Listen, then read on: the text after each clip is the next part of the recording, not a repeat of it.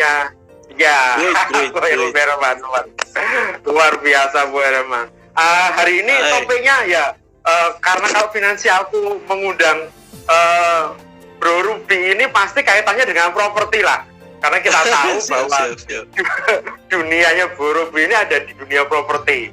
Nah, untuk itu ya sebagaimana biasanya, Bro Ruby silakan untuk mengenalkan diri ya kepada rekan-rekan ini. Ada beberapa rekan-rekan finansialku yang baru bergabung dengan finansialku.com. Silakan. Yes, halo, selamat sore sahabat finansialku.com. Apa kabarnya sore hari ini? Semoga sehat senantiasa. Dan juga thank you kepada Bro Yuki. Yes, thank you so much ya sudah memandu acara ini nih. Dan juga terima kasih buat kesempatannya buat finansialku.com. Yes, perkenalkan nama saya Ruby Herman. Saya adalah pelaku praktisi di bidang properti. Saya punya kantor property agent, yes, namanya Rent Property. Dan saya juga suka sekali ya punya panggilan, ya punya gerakan namanya Muda Keren Punya Properti. Jadi ini program yang mengedukasi, ya mengedukasi teman-teman yang belum punya properti, ya. Dan kita edukasi gimana sih tips and trick cara-caranya untuk bisa punya properti, untuk bisa mencapai impiannya punya properti di masa muda, ya. Di masa muda punya properti. Yes, jangan udah tua baru kepikiran gitu, baru sadar. Iya, udah telat. udah telat ya. Iya, yang ada penyesalan gitu kan ya, yang ada penyesalan. Nah, jadi dari masa muda ini udah punya mindset, udah punya pemikiran untuk bisa dan mau dalam membeli properti. Karena ini banyak sekali orang-orang yang mungkin nggak tahu, takut, harganya mahal, susah, dan lain-lain. Nah itu kita akan edukasi step by step supaya apa? Ya kan ada peribahasa mengatakan tak kenal maka tak sayang. Maka kenalan dulu, baru bisa sayang-sayangan.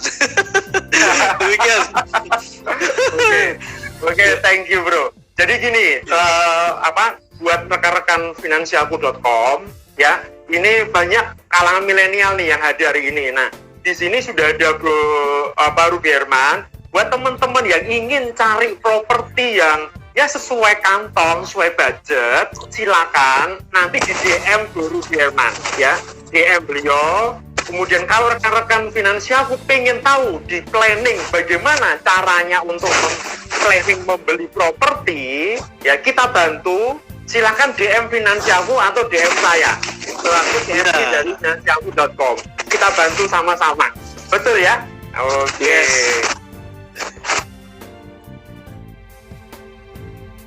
Nah, thank you, Yuki. Ya, ini jadi kita saling kerjasama ini dengan Ruby yang akan nyari properti yang pas sesuai budget dan sesuai keinginan rekan-rekan semuanya, seperti apa maunya cari properti. Nah, Bu Ruby akan bantu. Dan buat teman-teman yang ingin melakukan planning budget, saya mau rencana 3 tahun lagi, 5 tahun lagi, silakan, nggak apa-apa. Nanti kami dari finansialku.com akan bantu mencapai tujuan keuangan tersebut, mencapai tujuannya supaya dapat properti tersebut. Kurang lebih seperti itu ya Bu Ruby ya. Bener. Nah, ini pas kolaborasinya pas gitu kan, kolaborasi pas. Jadi untuk merencanakan keuangannya kan dari finansialku.com membantu gimana nih ngatur pendapatan dan pengeluaran. Jadi pas banget untuk bisa beli properti. Nah, ini Bro Mario juga sudah subscribe ini ya. Wah, caranya gimana Pak? Caranya gampang. Kalau untuk itu DM, nanti kalau di finansialku.com ada aplikasinya, download free, tinggal di chat di CFP-nya, chat aja. Nah, gitu. Aku juga bisa nanti konsultasi free 20 menit setelah acara berikut. Nah, nanti ini tinggal dipilih ya yang mana. Oke. Baik, nggak lama-lama, langsung saja. Kita ini beberapa rekan-rekan biasanya kan kalau mau membeli properti ya, kan sukanya mikir-mikir nih. Kurang lebih saya ini mau beli yang landed, rumah gitu kan, ataukah apartemen ya enaknya. Nah, biasanya kan banyak yang nanya seperti itu. Nah, kira-kira gimana menurut pandangan Bro? Yes, memang ini kalau menurut pandangan saya ini balik lagi ke sesuai dengan kebutuhan.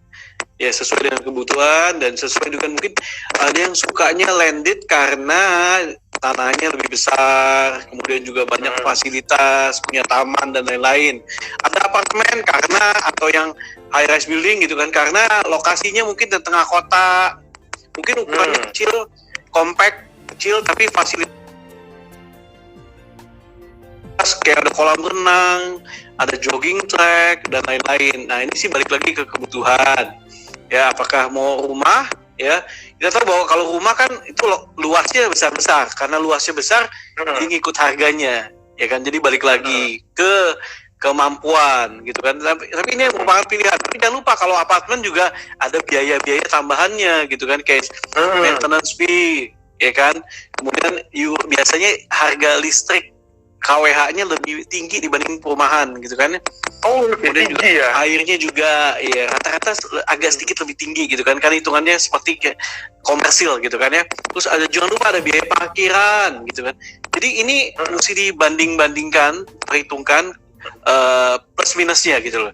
Dan semuanya saya ada share juga di YouTube channelnya Finansialku, ada kita bahas detail.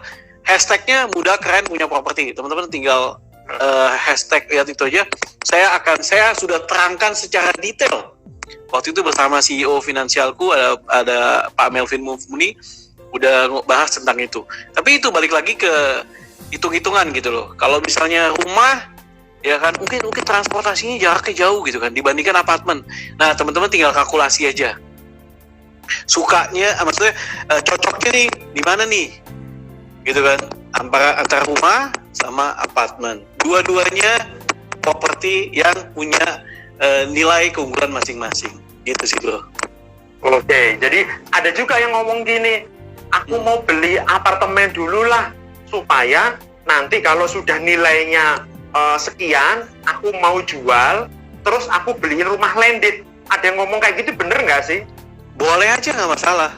Boleh saja. Yang penting bisa beli properti dan sesuai dengan kemampuannya. Jadi nggak ada masalah sih, bro.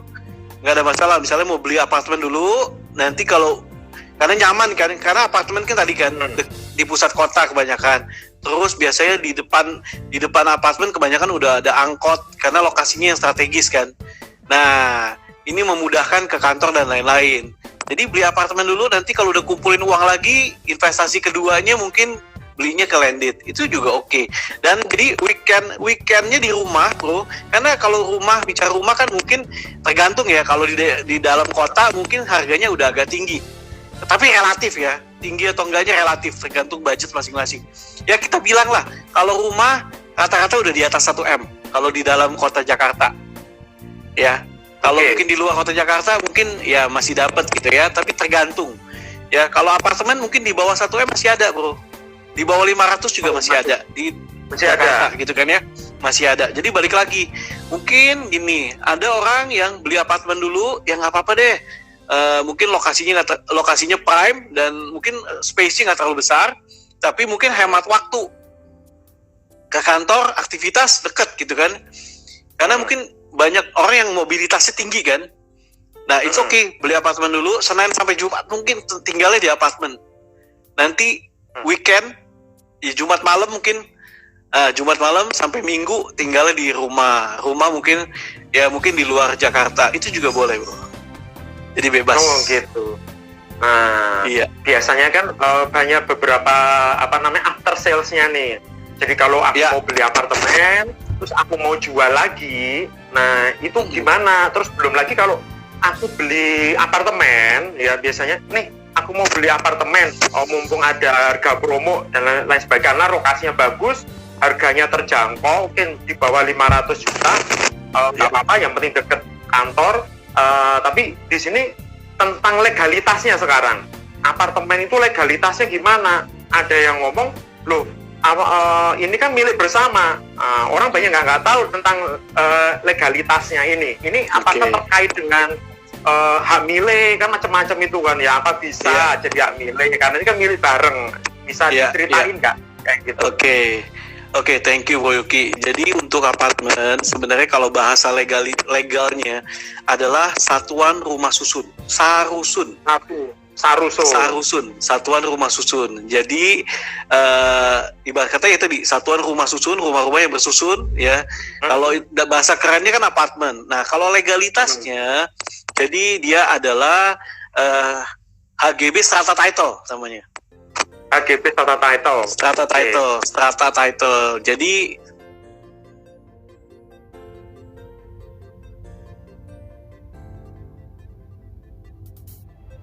Sarusun ini, satuan rumah susun ini punya sertifikatnya masing-masing, bro.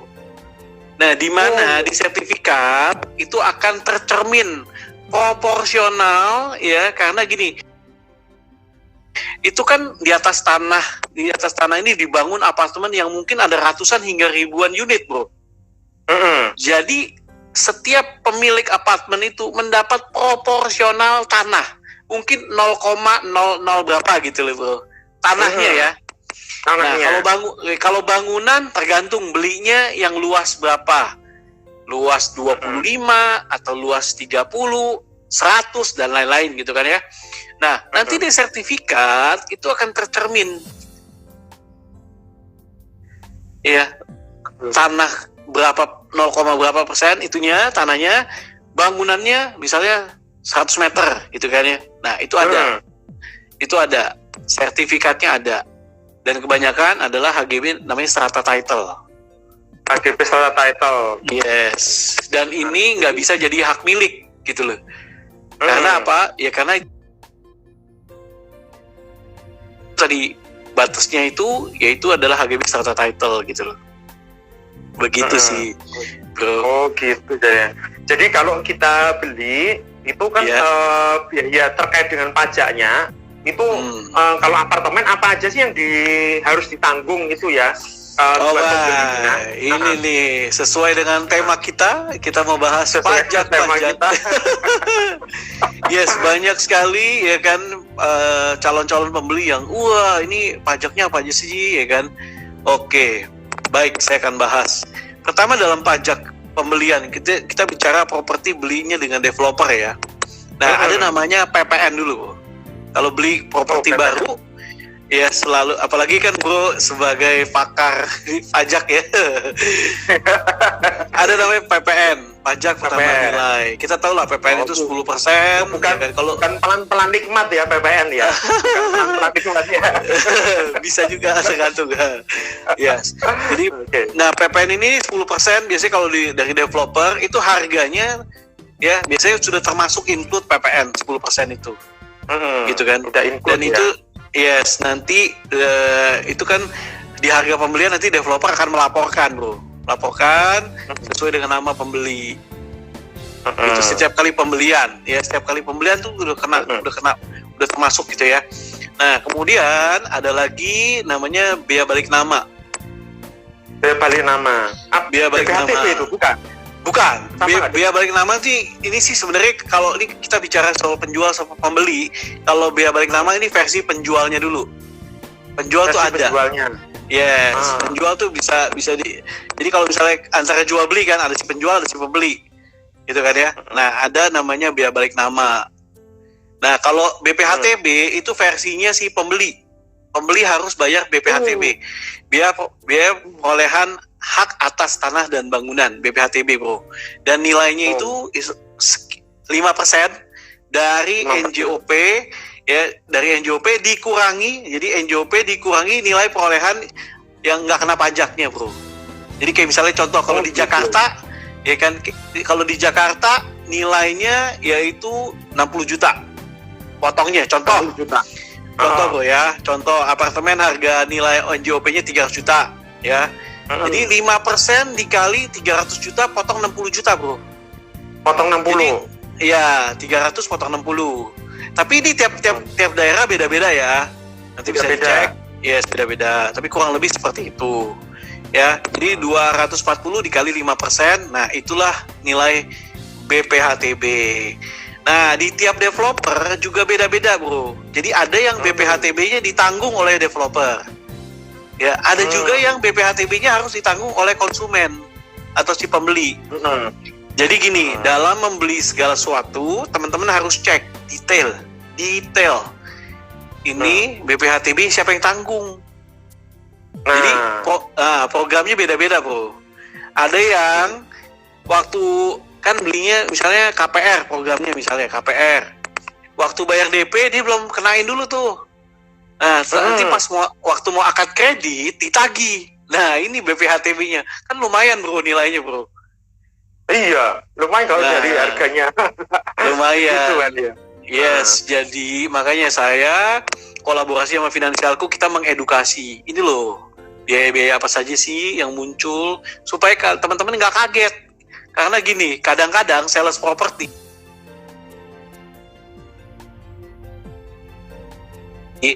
nggak kasih tahu. Kadang-kadang gitu. Atau ya developer kadang nggak kasih tahu. Nah, tiba-tiba udah mau akad kredit, nah muncul gitu kan ya. Muncul. Nah, itu bro. Karena lumayan sekali kan. Kalau misalnya kayak tadi 240 juta ya kan dikali 5%, kurang lebih sekitar 12 juta, bro. Ya kan? Nah, lumayan apa lumanyun gitu kan jadi ya. Nah, belum lagi tadi disebutin ada biaya yang balik nama tadi loh, selain BPHTB, biaya balik nama apa itu? Nah, ya jadi kan gini, kalau untuk biaya balik nama ya kan biasanya developer yang tanggung gitu, bro. Yang biasa kita tanggung adalah BPHTB ya. Kemudian juga kita itu nanti ada biaya-biaya seperti akad kredit dan lain-lain gitu, bro. Itu realita, itu yang harus ditanyakan. Tadi kalau kita bahas pajak, ya tadi PPN, pajak tuh PPN biasanya udah developer udah cantumin di harga. Ya kan, BBN biasanya juga biaya balik nama tuh udah termasuk. Ya kalau BPHTB, nah ini mesti dicek apakah termasuk apa belum. Ya, itu. Ya kan, kemudian lagi ya kita tahu bahwa kalau pajak itu nanti ada namanya PBB, bro, pajak bumi dan bangunan. PBB. Itu, nah, yes, itu setiap tahun harus bayar. Setiap tahun tuh, bro. Berarti ketika kita udah beli, bayarnya per unit, betul. Nah, berapa nilainya? Nilainya adalah rata-rata kurang lebih 0,5% kali NJOP. NJOP nilai jual objek pajak. Nah, itu bro. Nilai objek pajak apa sih, Pak Ruby? Nilai objek pajak itu harga rata-rata nilai transaksi sesuai dengan area. Gitu. Itu nilai jual objek pajak. Jadi itu pemerintah yang biasa menentukan gitu loh. Begitu sih, gitu. Yuki. Bisa ngambil contoh nggak per tahun kalau di DKI lah, itu berapa biasanya rata-rata kalau di DKI? Yang kawasan premium itu berapa? Yang kawasan yang nggak premium itu berapa? Gitu. Apanya, bro? Ini apanya? PBB-nya per tahun. Tergantung, balik lagi. Ini kan tergantung besaran luas tanah dan luas bangunan. Karena dia hitungnya per meter, bro.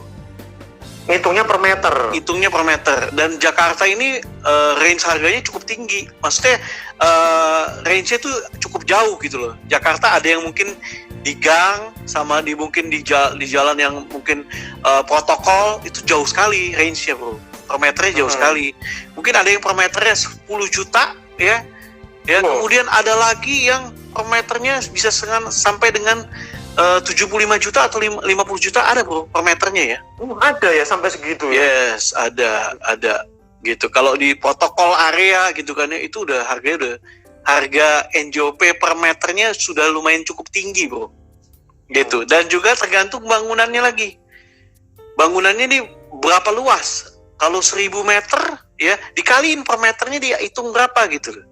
Mungkin bangunan antara 1,5 juta sampai bisa sekitar 3-4 juta, tergantung. Nah, gitu. Jadi sebenarnya saya mau kasih lihat sih per tahun yang harus PBB saya. Iya, PBB saya gitu. Itu kalau tadi juga disebutin tuh tentang HGB Salta Title. Itu apakah ada biayanya? Itu HGB untuk membayar HGB Salta Title itu apakah pasti dikeluarin saat beli ataukah per tahun atau bagaimana untuk HGB Salta Title? Atau mungkin diterangi dulu nih apa yang dimaksud dengan HGB Salta Title tadi? Oke, jadi gini, HGB itu hak guna bangunan. Hak guna bangunan itu adalah sertifikat, bro, sertifikat hak guna bangunan. Kalau strata title karena ini tadi, karena tipikalnya adalah sarusun, satuan rumah susun. Makanya namanya strata title. Gitu. Jadi HGB strata title itu adalah kayak nama sertifikat kepemilikan untuk apartemen. Kalau misalnya rumah mungkin ya beda lagi. HGB, hak milik, ada lagi hak pakai juga ada. Ada lagi yang girik. Iya, ada lagi yang girik tuh. Gitu. Jadi kita mesti cek. Iya. Nah, memang amannya yaitu beli lewat developer. Karena developer udah jelas, apalagi kita kalau KPR. Jadi ada pihak ketiga yang mengecek safety-nya gitu loh. Lebih aman. Ya, dan saya juga sarankan untuk kalau orang-orang teman-teman yang pertama kali ya mau beli properti, saran saya yaitu carilah properti yang ready. Unitnya udah ada, ready. Kalau beli apartemen udah ada, sudah ada bentuknya, sudah ada kamarnya, sudah bisa serah terima langsung. Itu saran saya. Kalau beli rumah, rumahnya udah ada, ya kan? Langsung gitu loh. Oh, biasanya kan kalau orang-orang kalau beli itu kan baru masih gambar maket gitu kan ya.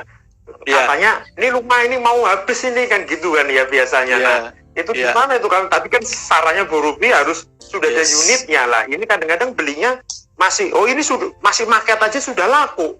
Itu malah yang diincer malah sudah habis. Itu gimana itu, Bro? Iya. Jadi gini, menurut saya kalau yang belum ready ada resiko, Bro. Ada resiko. Kalau ada resiko karena banyak hal yang bisa terjadi, ya.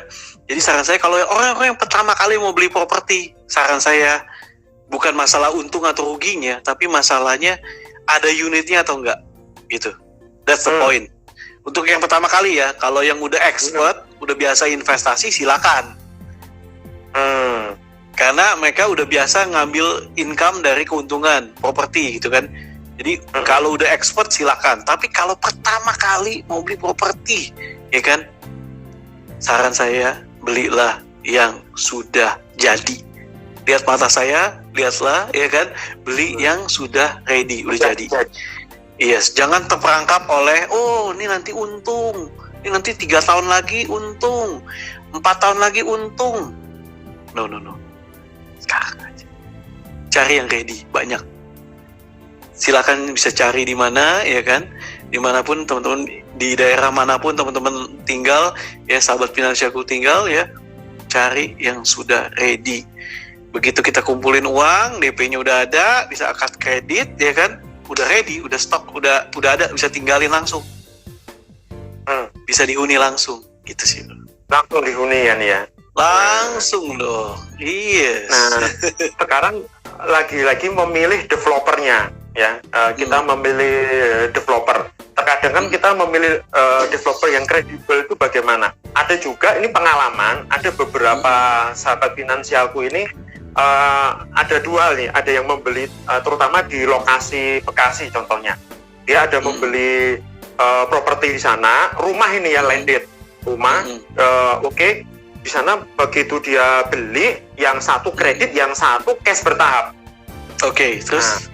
Nah, yang KPR ini kredit KPR nggak ada masalah sama sekali. Tapi yang cash bertahap ternyata ada masalah. Kenapa Bro masalahnya? Ada masalah. Nah, masalahnya ya itu tadi, rumahnya ini developernya ini pergi. Nah, ganti itu developer dia. lagi. Ganti developer lagi. Nah, jadi transaksinya loh, kemana ini kok nggak ada katanya developer yang baru ganti kan gitu di tengah perjalanan kan gitu kan. Nah, itu gimana salahnya? Kabur bawa uangnya ya Bu ya. Kabur bawa uangnya. Iya, justru yang KPR malah yang aman ini. Nah, yes, seperti itu. Nah, makanya tadi saya pernah bilang tadi Bro, kalau KPR kan melibatkan pihak ketiga, yaitu perbankan, yang secara validasi mereka akan cek, ini developer ini siapa ini? Pengalamannya gimana? Surat-suratnya lengkap apa enggak? Izinnya ada enggak? Keuangannya seperti apa? Nah itu Bro. Kalau ada pihak ketiga, ya itu ngebantu untuk apa? Memproteksi si pembeli sebenarnya. Karena kan bank yang akan membiayai itu kan. bank yang akan bayarin.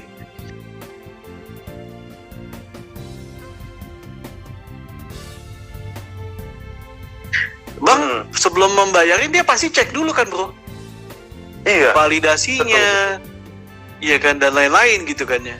Nah itu, jadi memang makanya saran saya itu satu, yaitu kita kalau menggunakan KPR sebenarnya satu sisi lebih safety ya, pertama itu, ya karena pihak perbankan akan ngecek kan, detail, cek bro, nggak sembarangan gitu kan. Apalagi di tahun ini perbankan hanya kerjasama dengan developer-developer yang kredibel, ya terpercaya, dan dilihat juga project-projectnya. Karena banyak sekali bro, realitanya banyak sekali oknum-oknum developer yang nakal, ya tadi, ya nakal, ya menjanji-janjikan, ya kan, janjikan keuntungan, ya itu mulut manis banget ya. Makanya saya terpanggil untuk ya edukasi gitu loh. Jangan terpancing sama janji-janji manis, ya. Lebih baik lihat propertinya ada, harganya cocok, sesuai kemampuan, beli. KPR oke, gitu loh. Ya, daripada ya tadi bro, oh ini harganya murah, nanti kalau tahun depan pasti naik 2 kali lipat, 3 kali lipat. Sorry, ya kan? Kita nggak tahu what happen in next year, 2 year gitu kan. Apalagi tadi uangnya udah masuk, dibawa kabur, bye-bye. Dan banyak sekali realita yang terjadi seperti ini bro, banyak sekali. Akhirnya banyak orang yang kecewa, kepahitan, uangnya hilang, ya kan? Aduh, ini dimanfaatkan oleh oknum-oknum yang gak bertanggung jawab, gitu bro. Kasian kan, janji-janji keuntungan dan lain-lain gitu. Maka itu saya, Ruby Herman, berkolaborasi sama Finansialku, kita punya komitmen untuk edukasi bro, mengedukasi supaya apa teman-teman, ya kan ngumpulin uang susah payah gitu kan ya ngumpulin uang susah payah, begitu salah percaya kepada orang, ya kan, denger apa kata janji manis gitu kan ya, habis bro, habis gitu sih. Maka itu saya, ya itu tadi kita kolaborasi, kita bikin webinar, kita bikin edukasi, gimana sih cara beli properti yang baik, yang benar, sesuai kemampuan gitu kan ya. Nah itu bro, karena balik lagi, kadang ya tadi oknum tadi cuma janji-janji doang, ada lagi ya kan nggak sesuai dengan income-nya, diterima aja terus. Begitu mau akad kredit, kan perbankan kan approve-nya gajinya itu ya harus 3 kali dari cicilan bro. Oke, cicilan segitu ya. Iya, kalau misalnya gini, ini cicilannya, ya gajinya cuma segini, nggak bakal diterima bro, nggak bakalan diterima, udah ditolak, terus akhirnya DP-nya angus, salesnya kabur, nggak bisa balik, gitu kan. Nah ini edukasi ini bro, yang saya kolaborasi sama Finansial karena penting sekali mengedukasi. Jadi belilah sesuai dengan kemampuan, income-nya kita nih berapa. Nah dari income itu ya sepertiganya yang bisa di-approve, dan utangnya juga ada berapa, mesti dilihat dulu. Nah ini banyak saya kolaborasi sama Finansial, kita kupas tuntas cara-cara gimana teman-teman bisa punya properti dengan benar, dengan baik. Ya, dan juga makanya tadi kunci nomor 1, carilah properti yang ready bro. Kalau ready, ya kan begitu cicil, kontan bertahap pun rumahnya udah ada kan, tinggal masuk, gitu bro. Tinggal masuk doang kan ya. Kalau gitu gini nih. Dan beberapa tadi juga sebutin. Sebenarnya kepemilikan tadi kan sudah disebutin, kalau yang apartemen itu kepemilikannya adalah strata title, ya kan. Itu apakah nanti ada kayak pembaruan? Biasanya kan ada umurnya ya, ada HGB tadi, apakah ada pembaruan? Terus bayar nggak sih pembaruan sertifikasi ini? Nah kalau bayar itu cara bayarnya gimana? Apakah sudah ditentuin masing-masing unit, ataukah nanti yang bayar si pengembangnya, atau patungan modelnya? Oke, kalau strata title, HGB strata title itu biasanya ada yang 25 sampai 30 tahun. Masanya, bro. Masa umur sertifikatnya. Dan ini nanti setelah 25 atau setelah 30 tahun akan diperpanjang. Lagi, 25 tahun lagi gitu kan ya. Dan itu ada biaya untuk perpanjangannya, bro. Ini sama kayak kita perpanjang STNK mobil, sama seperti itu. Kalau STNK kan per tahun. Nah, kalau ini yang sertifikat ini per 25 tahun atau per 30 tahun. Tergantung zonanya di mana gitu kan ya. Dan rata-rata kurang lebih antara 1 sampai 2% dari nilai NJOP-nya. Tapi balik lagi sesuai dengan sesuai dengan tadi NJOP-nya ya kan. Dan masing-masing sebenarnya tapi kadang ya term and condition applied, tergantung di mana, tergantung manajemen developernya memutuskannya seperti apa, tapi kurang lebih seperti itu, bro. Oke, tadi sudah disebutin nih di awal ternyata bayar untuk beli properti itu di luar harganya itu sendiri, di luar notaris dan seterusnya itu ada yang disebut PPN, kemudian ada BPHTB, kemudian biaya balik nama ya, dan PBB. Kalau PBB udah pasti ya. Kemudian ada bagaimana kalau ada yang ngomong udah beli ini aja second aja, rumah second. Nah, rumah second atau apartemen second itu kan PPN-nya nggak ada, balik nama nggak ada. Nah, itu kira-kira balik nama tetap ada, bro. Oh, balik nama tetap ada. Balik nama tetap ada. Biaya balik nama tetap ada. Itu kan penjual. Tetap penjual bayar, BPHTB pembeli. Yang seperti tadi saya jelaskan, ya kan? Kalau secondary, PPN mungkin kan karena udah kan, PPN kan udah di awal kan. Di awal pembelian si pembeli pertama itu kan udah kena PPN. Ya kan? Nah, nanti kalau secondarynya biaya balik nama tetap ada, bro. Bayar ke pemerintah. Jadi SSB gitu. BPHTB tetap ada juga. Ya, 5% ya kali tadi NJOP gitu. Jadi tetap ada. Tetap, bro. Terus kemudian juga ada lagi mesti notaris kan, biaya cek sertifikat, ya kan. Nah, seperti itu, bro. Kemudian biaya akad jual belinya, AJB-nya, gitu sih, bro. Jadi ada. Jadi nanti itu kan tadi sudah serangin untuk yang HGB. Kemudian ada juga yang apakah bisa dinaikkan untuk yang landed nih, terutama kalau yang yang rumah-rumah yang apartemen kan nggak bisa ya untuk di hak milikkan. Nah, bagaimana dengan yang landed, tipenya di HGB, hak pakai. Nah, itu apakah bisa untuk di SHM kan ya, hak milik, karena kita tahu kan yang namanya kepemilikan tertinggi kan sertifikat hak milik yang karena bisa diturunin kan ya. Nah, betul itu apakah sekali. Bisa untuk dinaikkan? Kalau dinaikkan ada biaya pajaknya lagi Kak, kira-kira seperti itu. Oke, thank you Bro Yuki. Jadi gini, untuk landed biasanya kemungkinan besar untuk naik ke SHM, dari HGB ke SHM bisa. Tapi tergantung di areal di mana nih. Kadang zona-zonanya ada. Ya di Jabodetabek tuh ada zona-zonanya, bro. Ada yang cuman hak pakai. Karena tanah itu dimiliki oleh pemerintah. Itu hak pakai doang. Kita bisa pakai, ada batas waktunya, tapi suatu waktu ketika hak pakainya udah habis, pemerintah bisa maksudnya ubah fungsi gitu loh. Bisa jadi jalanan, misalnya jadi gedung-gedung, atau jadi fasilitas umum. Kalau hak pakai itu kita nggak bisa memiliki full, gitu ya. Nah, adanya yang di atas hak pakai adalah HGB, hak guna bangunan. Hak guna bangunan bisa ditingkatin jadi hak milik, ya. Tapi tergantung zonanya. Kita bisa cek di Badan Pertanahan Nasional.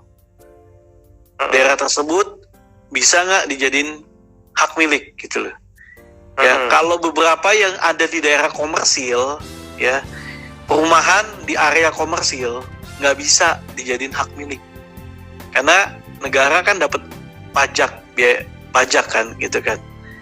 Jadi kayak gitu. Itu ada contohnya nggak, itu daerah mana itu kalau yang HGB tapi nggak bisa dinaikkan ke hak milik karena tadi negara dapat ya itulah pajak dari situ itu ada contohnya nggak? Yes. Nah, biasanya rata-rata ini daerah-daerah yang dekat sama pemerintahan, bro.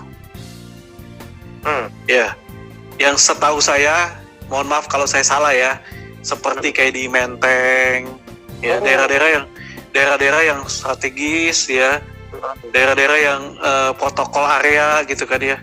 Nah itu bro, gitu loh. Supaya apa ya? Kalau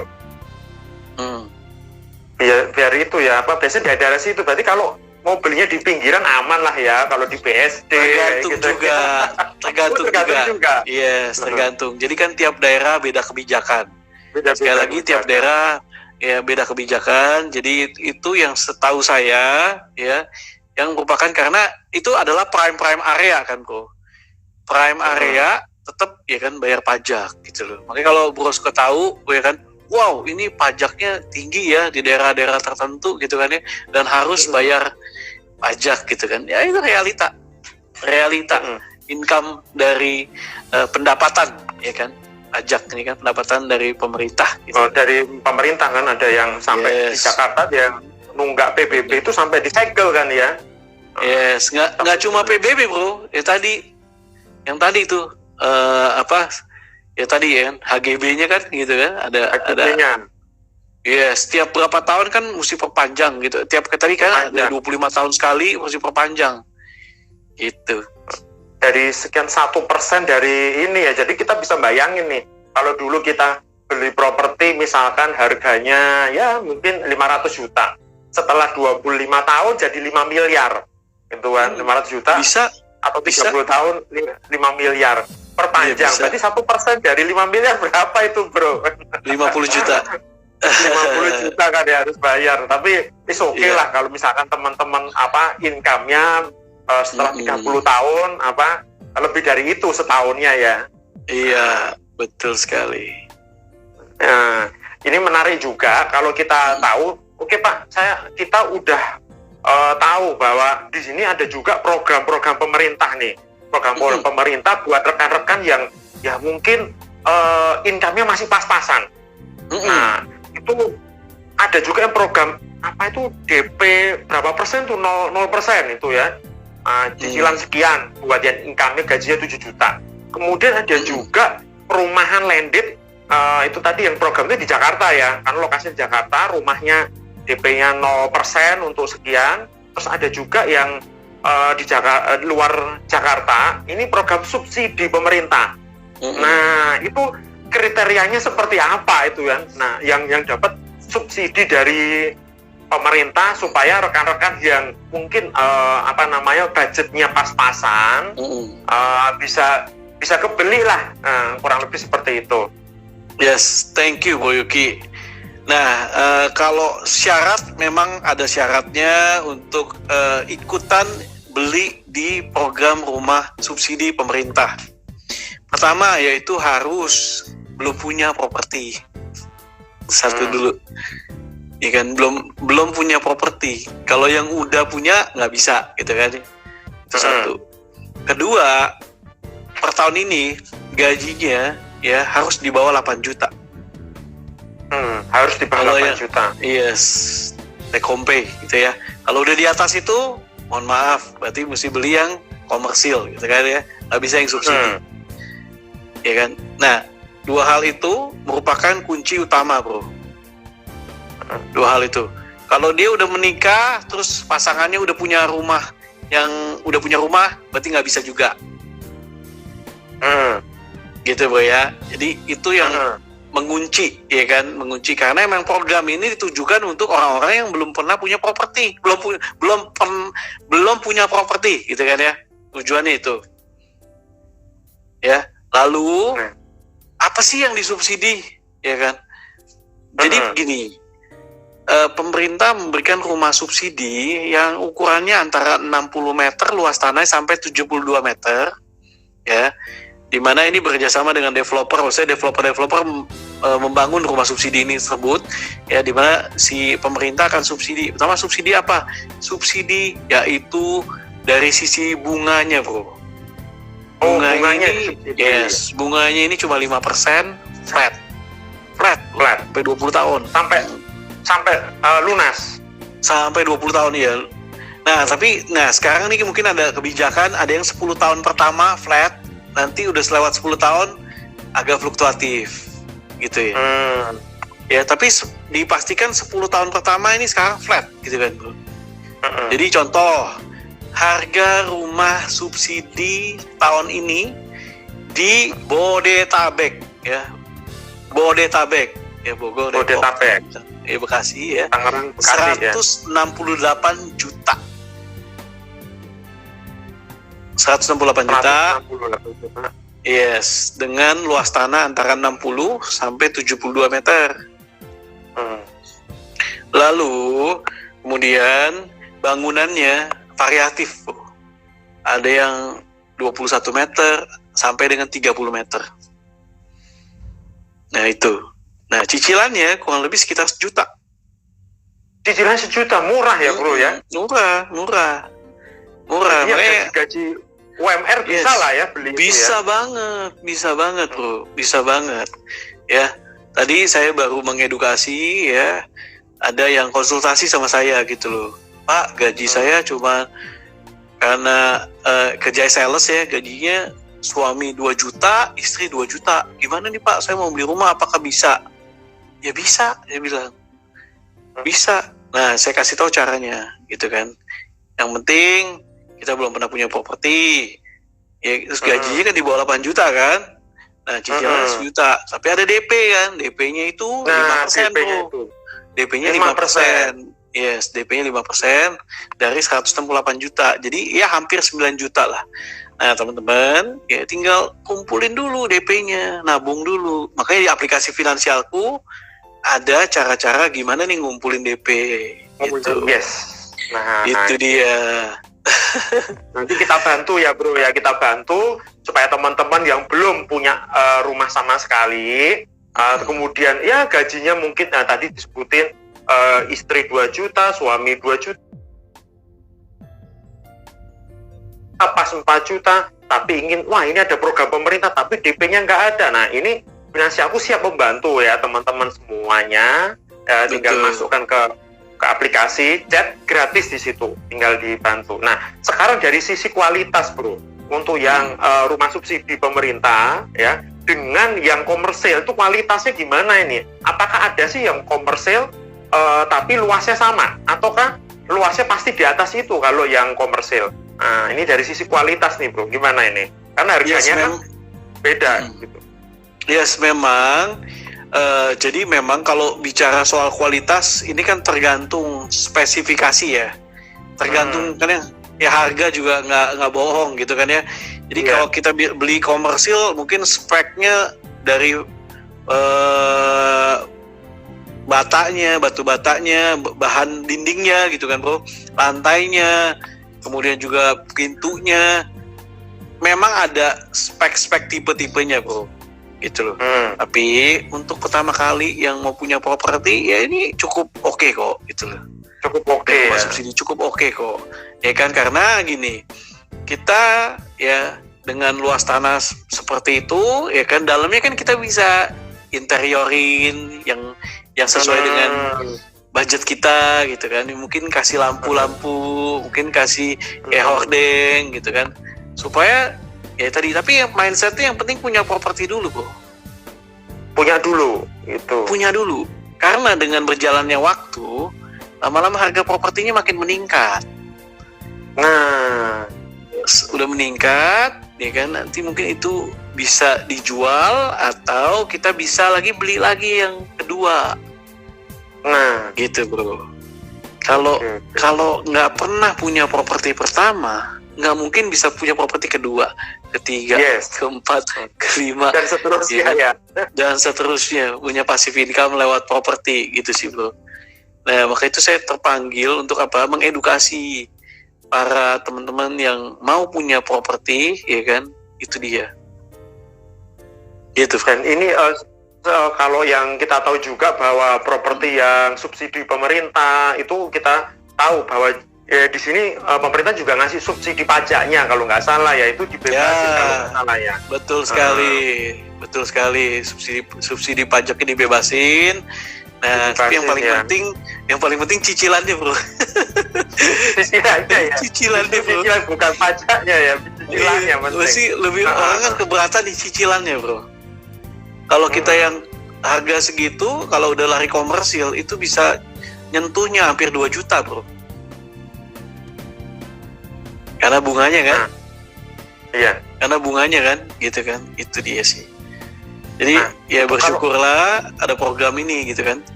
Nah itu kan buat orang-orang yang statusnya sebagai pegawai yang gampang kan nyari ya gaji lah 2-3 juta, istri suami juga demikian 2-3 juta dapat gaji dari tempatnya dia bekerja. Nah gimana kalau orang-orang tersebut ya teman-teman kita yang ya pendapatannya sama segitu ya kurang lebihnya, namun dia bukan orang gajian, bro, tapi orang yang ya freelancer mungkin ya, tapi ingin beli properti tersebut, tapi yang apakah kalau diminta slip gaji kan nggak punya. Nah langkah-langkahnya apa itu kalau ingin dapat seperti itu?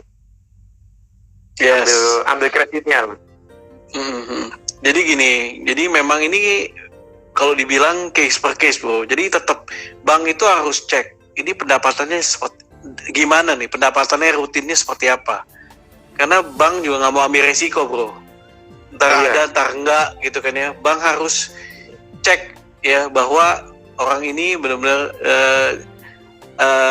punya pekerjaan atau jadi wirausaha, ya harus ada mungkin surat keterangan kerjanya atau SKU ya, surat keterangan usaha ya kan.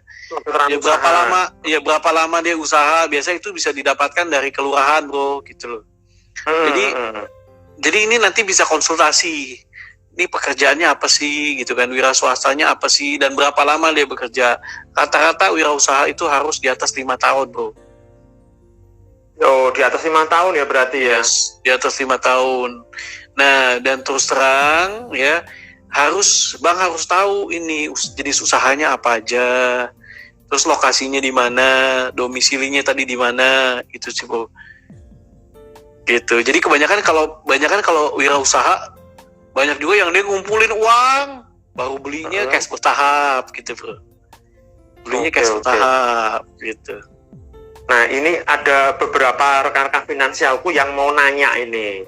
Boleh dong, boleh banget. Ya nanya ya, ini ada yang nanya kalau udah ready bukannya lebih mahal dibanding beli saat mau beli jadi tadi ya, untuk rumah landed kan ya. Yes, saya jawabnya gampang. Lebih mahal tapi dapat unitnya enak gak? Dibanding lebih murah tapi nggak dapat unitnya. Nah itu kan. Saya pilih lebih mahal dapat unit. Gak apa-apa lebih mahal. Karena gini, bro, lebih mahal atau enggak is all about mindsetnya aja sih, gitu loh. Mindset doang kan ya itu ya. Mindset doang itu kan cuman ini lebih mahal, Pak, gitu. Kita jangan terjebak sama kata-kata itu loh. Gitu. Semoga bermanfaat. Terus yang kedua nih, saya ada DP 6 kali di perumahan. Sudah hampir 3 tahun saya lanjutkan pembayaran DP, masih kurang 2 kali DP. Nah, surat perjanjian saya tidak pegang. Apakah bisa hangus DP? Dan BF itu apa ya? Ini yang BF booking fee. BF itu booking fee-nya. Booking fee-nya yang telah distorkan angus nggak? Kira-kira kalau seperti itu. Nah, memang ini banyak ya.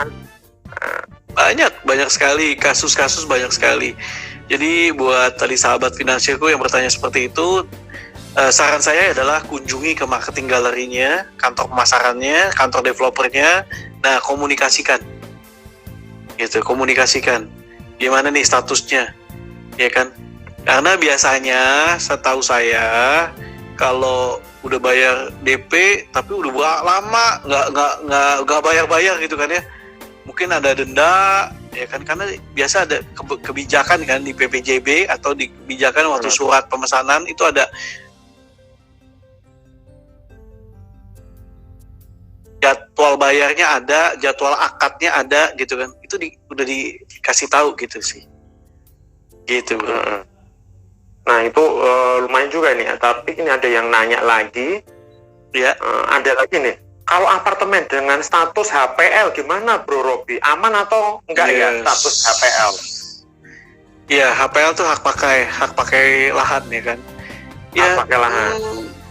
Itu balik lagi sih pilihan. Karena ada juga orang yang suka gitu kan ya. Biasanya HPL tuh mungkin 50 tahun hak pakai lahannya gitu kan.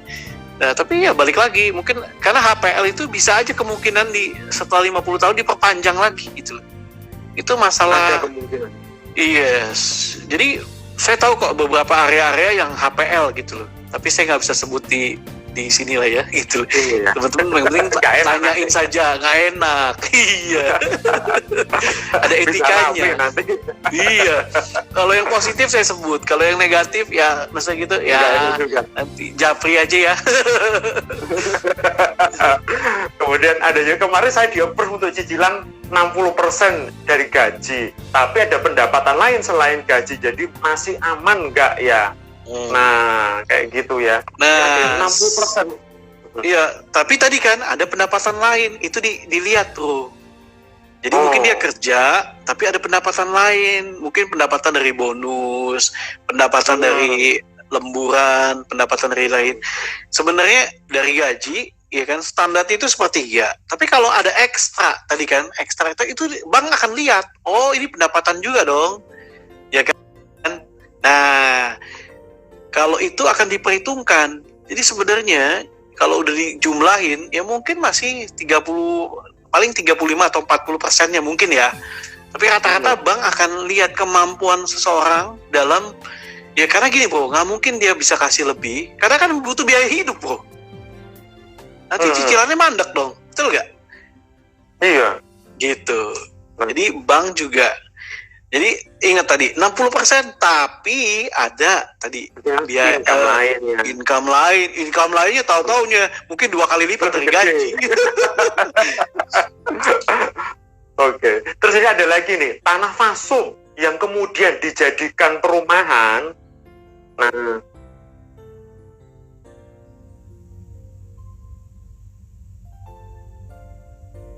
ini ada gangguan nih bro ya.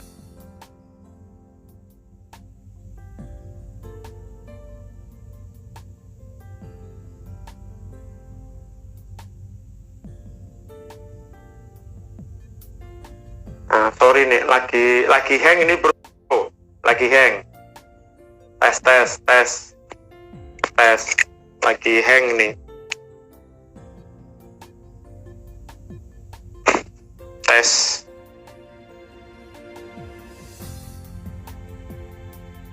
Sorry, lagi hang. Halo, tes.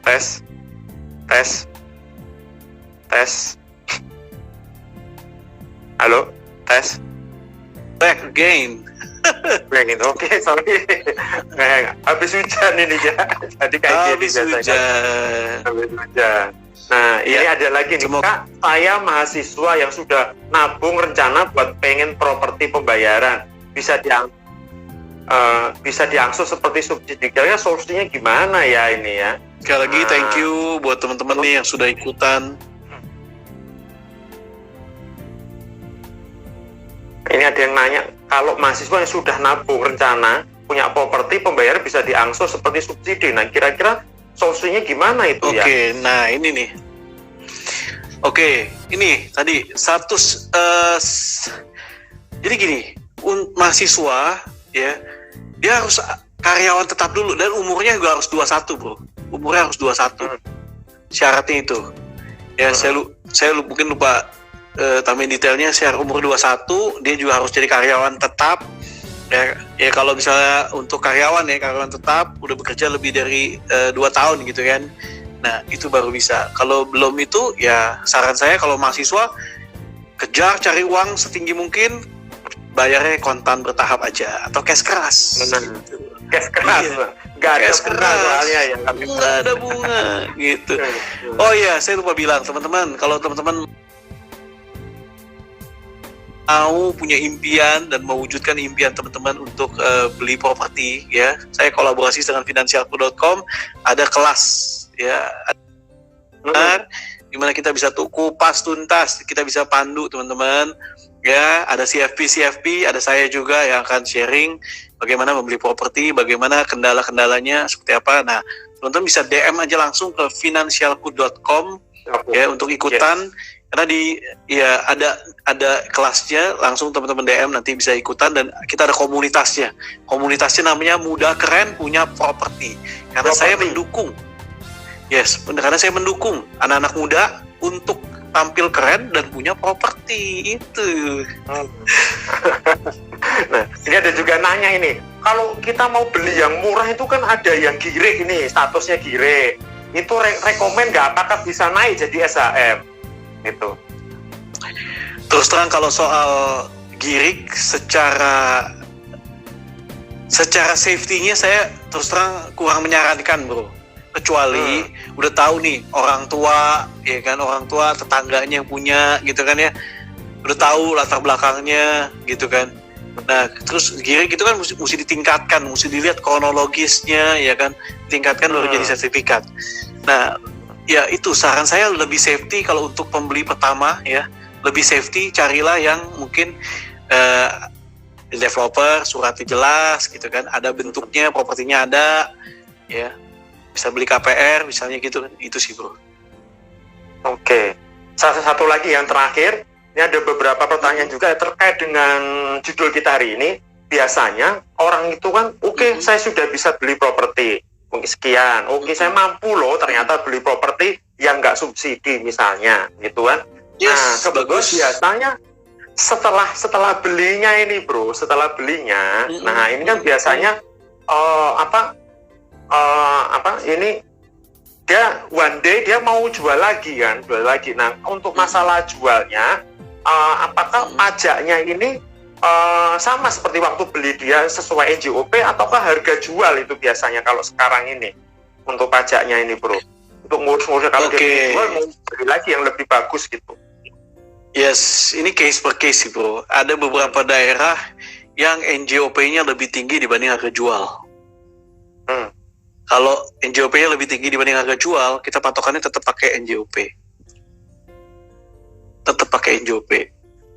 Ya, tapi kalau misalnya NJOP-nya lebih rendah dibanding harga jual, ya, tetap pakai harga jual. Tetap pakai harga jual ya. Oke. Nah, you tahu kan bro? You tahu kan? Iya.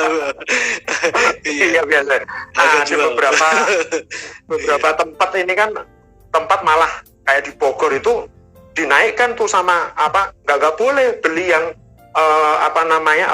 pajaknya menggunakan NJOP nggak boleh, sama notarisnya nggak berani kan, aturan main di Bogor harus sekian persen lebih tinggi bro dari NJOP kan gitu, misalnya 20% lebih tinggi dari NJOP, itu aturan main di Bogor kan. Nah makanya itu rules-nya kan beda-beda bro, makanya saya nggak bisa patokin harus seperti ini, karena rules-nya kan beda-beda. Rules of ininya beda-beda. Kayak tadi ada nilai perolehan yang tidak kena pajaknya juga beda-beda. Merupakan kayak basic bro, tapi nanti kayak tadi kan yang bro bilang di Bogor nggak bisa nih, so NJOP harus dinaikin dikit gitu kan.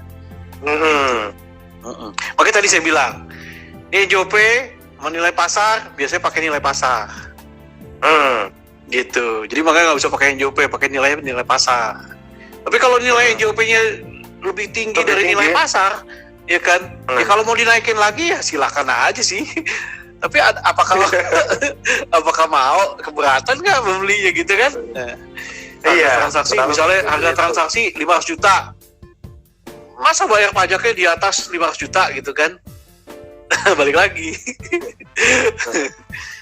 Gitu. Nah, ini ada juga yang mau beli properti kredit. Nah, itu diminta sekarang kan diminta SPT, laporan pajak ya, kalau nggak salah terakhir dia sudah lapor pajak apa belum. Nah, itu kan menjadi buat teman-teman finansialku yang bergabung hari ini. Aku harus lapor pajak. Mungkin dilihat NPWP-nya, Bu. Dilihat NPWP-nya. Biasanya dilihat NPWP-nya. Kalau SPT, ya saya nggak tahu ya, mungkin berbagai kebijakan beda-beda. Tapi selalu NPWP. NPWP is a must gitu. Yes. Karena NPWP nanti dicek. NPWP nanti tinggal cek, lu bayar pajak apa enggak nih, gitu. Nah, dari NPWP kelihatan gitu. Kalau SPT kelihatan. Ya, itu dari NPWP sih. Selalu begitu transaksi KTP NPWP itu selalu diminta. Nah, itu kan pasti selalu diminta. Mau harga berapapun, mau subsidi, mau nggak subsidi sama, pasti diminta. Selalu diminta. Selalu. Dan, itu untuk ngecek juga rekan-rekan finansialku. Kalau misalkan teman-teman semuanya ya, kamu beli properti pasti diminta NPWP. Dan ketika kamu diminta NPWP, akan dicek datanya ke kantor pajak. Kamu sudah bayar atau sudah lapor belum? Minimal lapor kan. Kalau ternyata teman-teman nggak lapor, nggak beres pajaknya, ya beli properti bisa masalah kan, kurang lebih ya. Nah, betul. Kan bro, kita ahlinya tuh. Pajakan. Ini teman-teman finansialku kalau mau beli properti, nah ini bisa dicek perpajakannya di finansialku.com. Kami nanti akan bantu ya, pengecekan kira-kira ada yang mau nggak kita cek ya Pak pajaknya menyeluruh, sudah beres apa belum, kita bantu. Sampai kalau perlu sampai lapornya, bayarnya kita bantu. Nah, ini di finansialku.com menyediakan layanan itu, bro. Gitu kan. Yes, mantap. Menyediakan untuk pengecekan perpajakannya kita sediakan kan, supaya buat teman-teman ini di finansialku beli properti nyaman kan, nyaman, aman, tenang. Jadi tahu-tahu nanti setelah beli di kemudian hari dapat surat cinta dari pajak, kan nggak enak juga, bro, gitu kan. Iya. Betul sekali. Oke, Bu, mungkin sedikit advice, saran, poin-poin dari hari keseluruhan hari ini, kira-kira apa, Bu, buat teman-teman ini? Yes, oke, teman-teman. Jadi mumpung masih muda, masih punya 3 hal ya, yaitu waktu, yaitu uang, dan juga tenaga. Mumpung masih punya 3 hal ini, yes, mari pikirkan dengan matang-matang untuk bisa beli properti. Menunda kesenangan sementara, ya kan? Sementara beli padahal ya. Iya, sementara aja gitu. Menunda kesenangan sementara, ya kan? Ya kan, mundur sedikit, tapi kita bisa ngegas penuh gitu, karena dengan punya properti kita punya tempat tinggal. Jangan sampai umur 55 nggak punya properti, karena menunda itu kebablasan, bro. Banyak saya punya teman-teman karena menunda ya, akhirnya kebablasan. Ya kalau udah umur 50-an udah susah beli properti, susah. Ya kan? Kredit susah kan? Kredit susah gitu kan? Iya kan? Nah itu, jadi lebih baik dari sekarang. Nah, dalam membeli properti juga kita mesti prepare, kita mesti lihat gitu kan ya. Saran saya ya, belilah properti yang sudah ready. Ada unitnya. Walaupun yang lebih mahal, ya kan ada unitnya. Itu lebih untung. Saya kasih tahu, itu lebih untung, bro, dibanding dibilangnya lebih mahal tapi nggak ada unitnya. Ngeri nggak, bro? Ngeri. Yes, sudah banyak kejadian. Sudah banyak kejadian. Modusnya sama. Sekali lagi, modusnya sama, gitu loh. Ya kan? Dijanjikan untung, tapi boro-boro untung. Induknya diambil, gitu kan? Nah, please, ya. Oke, lebih baik kita dari sekarang, ya kan? Tunda kesenangan, tunda paling 1-2 tahun tunda. Abis itu udah punya properti, yes, seneng ya, karena punya properti menurut saya adalah ibadah. Kita bisa berdoa di sana, beraktivitas di sana, dan juga kita membangun keluarga di sana, membangun cita-cita di sana, gitu, bro. Ya, dan juga properti pasti ada pajak-pajaknya. Tadi saya udah share, ada PPN, kemudian juga ada BPHTB, ya. Dan juga PBB, yes gitu. Jadi itu aja teman-teman. Kalau teman-teman mau lebih detail lagi, ya kan, dari apa yang saya ingin bagikan, teman-teman bisa ikut webinar komunitas muda keren punya properti bersama saya dan finansialku.com. Di sini saya bisa jelasin, nanti kita di sini dijelasin, ya kan, nah bagaimana cara membeli properti seperti apa, yang baik gimana, sesuai kemampuannya gimana, karena finansialku juga akan mengecek kemampuan keuangan atau juga cash flow-nya teman-teman semuanya. Semoga bermanfaat. Oke. Dan kita bantu teman-teman mewujudkan cita-cita. Ingat ya teman-teman, rumah, ada istilah peribahasa rumahku surgaku. Betul ya, bro ya? Yoi. Nah, oke. Terima kasih bro ya atas sharingnya di finansialku.com. Nah, nanti untuk mau tahu cara gimana gabungnya, yaitu teman-teman bisa DM di IG-nya Bro Ruby Herman, atau bisa juga di finansialku.com. Kurang gitu ya? Langsung ke finansialku aja bro, langsung ke finansialku aja nggak apa-apa. Langsung finansialku.com ya. DM langsung finansialku.com. Langsung DM atau install aplikasi finansialku.com. Nah, ini bisa tanya bebas. Ada kelas-kelasnya juga bisa dilihat di situ. Ya, Yes. di aplikasi juga kelihatan kok ya. Kelihatan event apa itu kelihatan di aplikasi finansialku.com. Misalkan ada event muda punya keren punya properti, itu ada eventnya di aplikasi finansialku.com. Nah, itu nanti akan kita gabungin ya. Baik. Terima kasih Bro atas kehadirannya. Sharingnya luar biasa banget. Oke, sampai ketemu di next time ya bro ya. Oke, luar biasa. Siap. Salam Thank you, ya teman-teman. buat teman-teman. Tetap semangat. Keep healthy, keep safe ya. Oke, terima kasih. Tetap semangat. Salam muda keren punya properti. Yes.